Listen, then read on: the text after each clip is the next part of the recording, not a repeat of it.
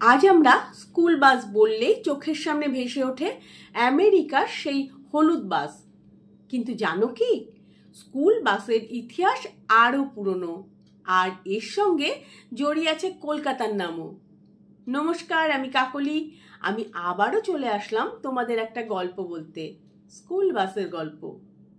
ঊনবিংশ শতাব্দীর শেষ দিকে মার্কিন যুক্তরাষ্ট্রে প্রথম চালু হয় ঘোড়ায় টানা school hack.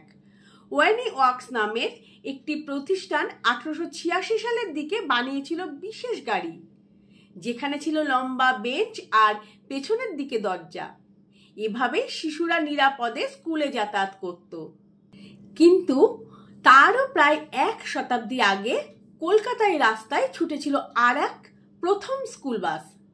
Ishwarchandra Vidyasagar Bethune কলেজের ছাত্রীদের জন্য চালু করেছিলেন একটি বিশেষ গাড়ি, যাতে ছাত্রীদের নিরাপদে আনা নেওয়া করা যেতে পারে। এটা শুধু পরিবহন নয়, ছিল এক বিপ্লবী উদ্যোগ, যেখানে নারীর শিক্ষাকে সহজলভ্য করার জন্য বিদ্যাসাগর ভেবেছিলেন নতুন করে। তাহলে বুঝতেই পারছো, মার্কিন যুক্তরাষ্ট্রের হলুদ বাস আজ বিশ্বজুড়ে প্রতীক হলেও কলকাতার রাস্তায় বিদ্যাসাগরের সেই সাহসী চিন্তাই ছিল স্কুল বাসের সত্যিকারের অগ্রদূত। কেমন লাগলো আজকের গল্প? ভালো লাগলে লাইক, শেয়ার আর কমেন্ট করবে। ভালো থাকবে সবাই।